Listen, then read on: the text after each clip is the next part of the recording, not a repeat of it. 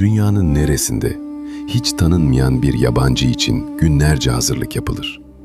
Adını bile bilmediğiniz insanların sofrasında baş köşeye buyur edildiğiniz, kapıların kilit yüzü görmediği o saklı coğrafyaya, Doğu köylerine hoş geldiniz.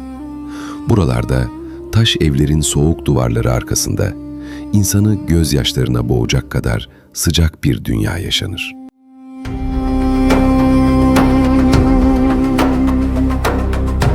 Şehirlerin sahte parıltısından uzakta, bu dağ köylerinde hayatın ritmini saatler değil, emeğin kendisi belirler. Sabahın seherinde sisli vadilere yayılan sürüler ve yaylaların yolunu tutan fedakar insanlar sadece hayatta kalma mücadelesi vermez. Yüzyıllardır bozulmayan kutsal bir geleneğin sessiz koruyuculuğunu yaparlar. Çünkü Kürt kültüründe misafir, Allah'ın misafiridir.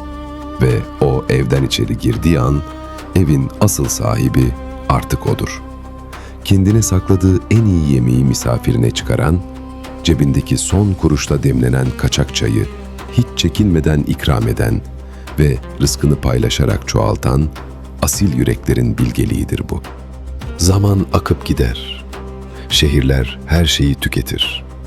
Ama Doğu köylerindeki o karşılıksız sevgi, o sarsılmaz vefa hiç eskimez.